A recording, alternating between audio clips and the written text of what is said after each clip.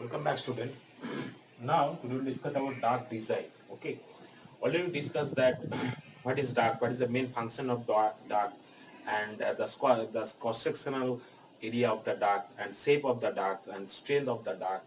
So all those things already discussed. And as the air conditioning air flows through the dark, so there are some apply the Bernoulli's equations, continuity equations, as well as we can apply also there. Also we can calculate that there are some pressure loss due to the friction, as well as we also discussed that there are some also dynamic also losses also occurs because due to the certain change of the direction of the air in a particular bend or in dark. It may be by means of bending or by means of some obstruction, some means of contraction, enlargement. So it can happen that there are some dynamic losses also occurs. But also we consider that this type of pressure losses, or you can say this type of friction losses, due to the friction there are some pressure losses, and due to the reduction in the velocity. Okay, that also called dynamic of velocity or losses due to the bending. There are certain changes in direction. Okay, that this type of loss is called dynamic or velocity losses. Now, if we consider when you actually design the dark, we should consider all these things and combine all these concept and get a new or get a new idea to form or to design a dark. Okay, so all these things already known to you, means there are some concept to you that so that you can a form or design a dark which is basically a working in conditions, because there are some because there are some parameters are there, so that we can say that the duct are in working condition because of there should be a minimum pressure difference so that the air is flow within the system. So if there is no pressure difference at all within the system, means within the air conditioning air of the duct, then the air is not flow through the air conditioning outlet to the condition to the room where it is to be conditioned. Okay, so these things should be considered, as well as we have to consider some frictional losses, as well as we should consider the velocity losses. So and also we have to consider as well as that is it a laminar type of flow, turbulent type of flow. So all these things should be considered when the air is flowing in the duct. So when we consider all these things, the dark design should be the some important points should be maintained or should be overcome to this. Number one, it should carry the necessary volume of conditioned air from the outlet to the conditioned space with minimum friction and dynamic losses. So this is the very important, because you know that when the air is flow through a particular duct, so obviously there are some friction or occurs due to the air and the interior section of the duct. That type of losses actually called frictional losses. Now, and dynamic losses. Dynamic losses occurs if you design a duct in a particular channel, or it can happen that it may be it's a straight line, then it's 90 degree, or it may be 45 degree, or it can be if it's a straight line duct, then it can be happen that it's a curvature line. So it may be happen, but this type of changes in direction of the duct, there are some losses also occur. That particular losses actually called dynamic and frictional losses. If we consider this type of dynamic and frictional losses, okay, when you consider that air is passing through the air conditioning outlet, means conditioned air outlet to the conditioned space, it should be the maintain the minimum frictional as well as minimum dynamic losses. Okay, and number two, there should be the least number of bends, obstruction, area changes. If there are high number of or highest number of bends, obstruction, area changes occurs, that means there are various chances, means there are maximum chances to dynamic losses, for the dynamic losses. But that should be minimum, because if you want to get means duct in working condition with 100% efficient or near about 100% efficient, the dynamic losses should be minimum, so that the air should flow with its actual velocity or with actual pressure. Otherwise, the pressure as well as velocity will be decreases. If the actual pressure and velocity is decreases, that means there are some another equipment or another arrangement should be there, so that the pressure and velocity should increase. Maybe a fan, but there are some economical. purpose, as well as there are some also complexity also occur. So that's why there should be the least number of bends, obstruction, as well as area changes. Okay, and area changes must be gradual, means the area change should be must be gradual, because of not more than for diverging area and for converging area for 60 degree. Okay, and for rectangular duct, you know that the duct are basically three types: so the rectangular duct, square duct, and circular duct. But what happens that for rectangular duct, the aspect ratio, which is the ratio of longer side of the duct divided by shorter side of the duct. Okay, now that may be from 4 to 8. Okay, it is very important to consider the aspect ratio, because if it is more than 8 or less than 4, it may be happen there are some deficiency of air, or there are some pressure loss or velocity losses. So it means duct will not actually working in condition with 100% efficient. Okay, now sheet metal, uh, as you know that the shape and size of the duct, the shape is basically square section, circular section, as well as rectangular sections. But what happens in cross sectional area, the sheet metal is basically made of sheet metal. It may be galvanized iron sheet or aluminum sheet, or it may be fabricated nowadays, fabricated resin bonded bar. Okay, so this type of sheet metal, and we should consider that it should not be more than economical, because if it is a highest number of velocity or highest number of is in cross section, that means the minimum sheet metal should be used, and it is used for the in square cross section. Okay, and velocity of the air in duct should be moderate. So obviously velocity, if it is very much less, very much less, which is flow through the air conditioner outlet to the room or space, that should be the that should be the moderate, because if it is highest number of velocity, if it is flow with highest number of velocity, that may happens that there are some turbulent flow occurs, or it may be happen that if it is less velocity, very much very less velocity, so obviously it may happen that there are some losses. So this may be happen that, so all these things and all these points should consider when you design a particular duct. So okay, and the next topic is that the methods for determination of duct size. So there are some methods which are actually determine the duct size. So there are three methods are there. Number one is your velocity reduction method.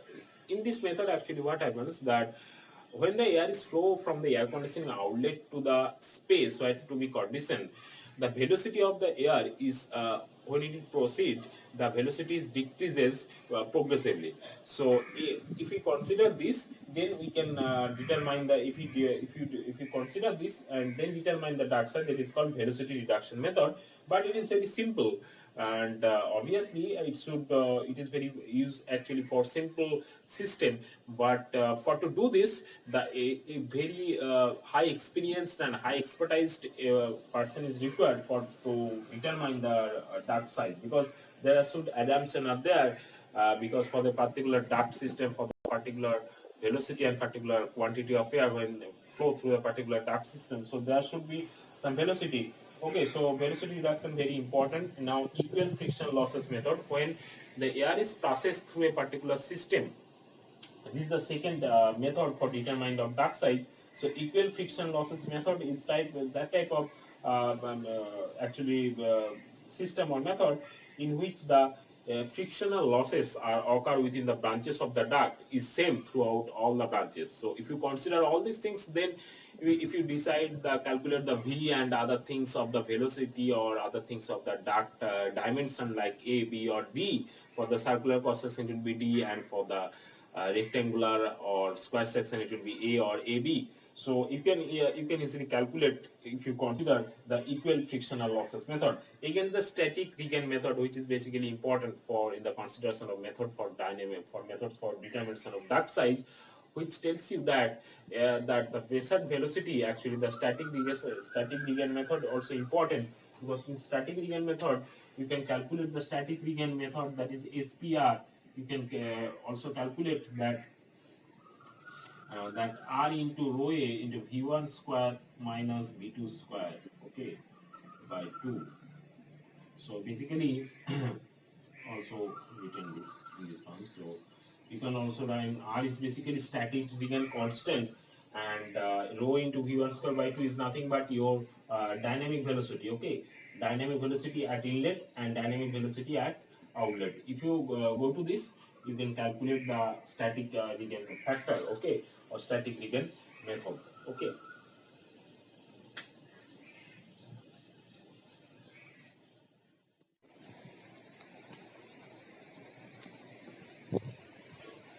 Now let's take a numerical on equivalent diameter of a circular duct. Okay, for the rectangular duct. Now, in this numerical, what is given you? The numerical, that's a rectangular duct section of 500 mm into 350 mm.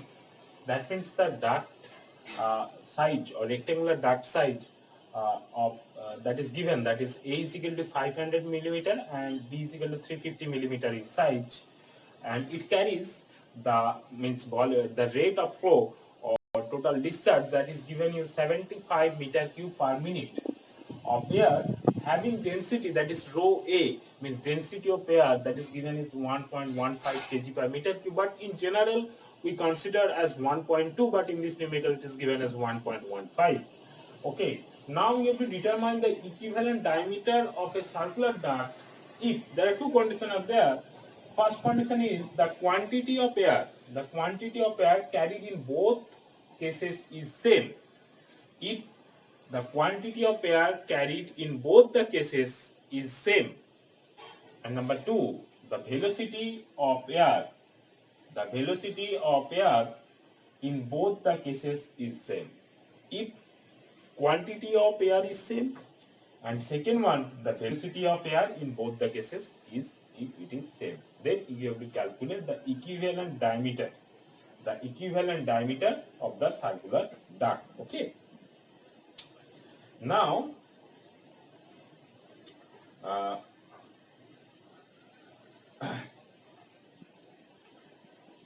so in this problem, the longer side of the duct, that is given as 500 mm, 500 millimeter, okay, and that is 0.5 meter, and D value is 350 millimeter, that is 0.35 meter, okay. Now, and the rate of flow, that is Q, that is 75 meter cube per minute, it is also given. Now rho A, that is 1 point here, it will be 1.5, okay, because in this numerical the value is given, but otherwise if the value is not given to you, then you can assume that the rho is equal to 1.2 kg per meter cube, okay. And the friction factor, is 0.01, okay, and length of the duct, that is 100 mm, okay, that is length of the duct is 100 mm.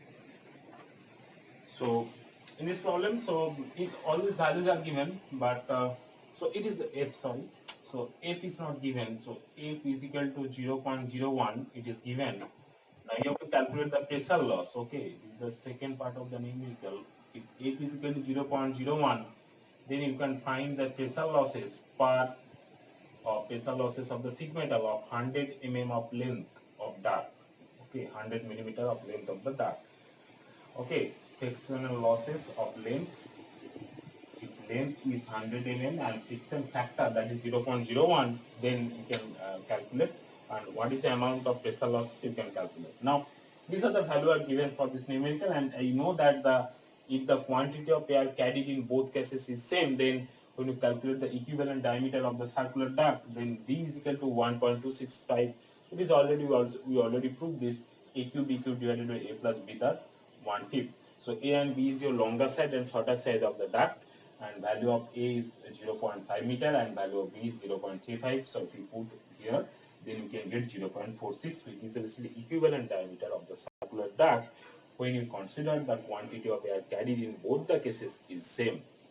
Now the second part of the numerical, that equivalent diameter of the circular duct, if the velocity of air in both the cases is same, then the velocity is same. If this velocity is same, then formula is D is equal to 2AB divided by A plus B. Okay. Again, if you put the value of A and B, then you can calculate the equivalent diameter of the circular duct. and that is 0.41. Now you have to calculate the pressure loss. This is the pressure loss if the friction factor and the length of the duct that is given the pressure loss. Now you know the Q means the amount of air is flow through the duct, that is Q, or rate of flow, that is Q, that is given, that is 75 meter cube per minute, into A. A of what? A of rectangular duct. Rectangular duct cross section will be A into B, longer side into shorter side, that will be V. So V is equal to Q by A, because Q is equal to A into V, Q is equal to A into V. So from that concept, V is equal to Q by A. In terms of Q, you can put this value 75, and in terms of A and B, if you put this value 0.5 and 0.35, then you can calculate the velocity of air, that is 7.143 meter per second. Now you know that hydraulic mean depth, that is m, small m is your hydraulic mean depth, which is the ratio of cross-sectional area of the duct divided by weighted perimeter of the duct. Now for the rectangular cross-section, and the area is A into B, and for the rectangular section perimeter is 2 into A plus B. Now if you put A and B here, in terms of here A is 0.5 and B is 0.35 meter, then you can get the hydraulic mean depth, that is 0.103 meter. Okay. Now you know all these things M and V, and you know the pressure losses. There are some pressure losses due to the friction, and what are the formula, that PF is equal to FL rho A V square by 2M. Now value of A is 0.01. Value of length means length of the duct, that is 100 meter, and rho is the density, that is 1.15, and V is the velocity, that is 7.143, and divided by 2M, 2 into 1.2 into M means hydraulic mean depth, that is 0.103 meter. If you put all these things, then you can get the pressure losses, that is 284.8 Newton per meter square. If you convert into millimeter of water, okay, then it will be 284.8 divided by 9.8, then it will become 29 millimeter of water. So this amount of the pressure losses, if the friction factor is given to you, that is 0.01 per unit length of, or per unit of length of sheet metal, that is 100 meter. Okay, so this is the equivalent diameter of the duct or circular duct, that is 0.46, when quantity of air carried in both the cases. You apply just this formula. When you calculate the equivalent diameter of the circular duct, when the pressure losses or the velocity of air is both the cases is same, then you can calculate D is equal to 2AB divided by A plus B. You know the value of A and B, and when you calculate the pressure losses, you know the formula is pressure losses for the particular duct, that is rho A by V square by 2M, but you don't know the rho A, you already know, and you don't know the value of and rho A and X, so A and B value is given to you, but you don't know the value of M and D. So that's why value of V means velocity of the air, and value of M, that is hydraulic mean depth. You already calculate, then you can put all these things, then you can get the value of the pressure losses due to the friction, that is given to you, that is 0.01, and it is made of sheet metal, and its length is 100 meter. Okay, then you can get the value of pressure losses, that is 29 millimeter of water. Okay, thank you very much for listening and watching me, and goodbye.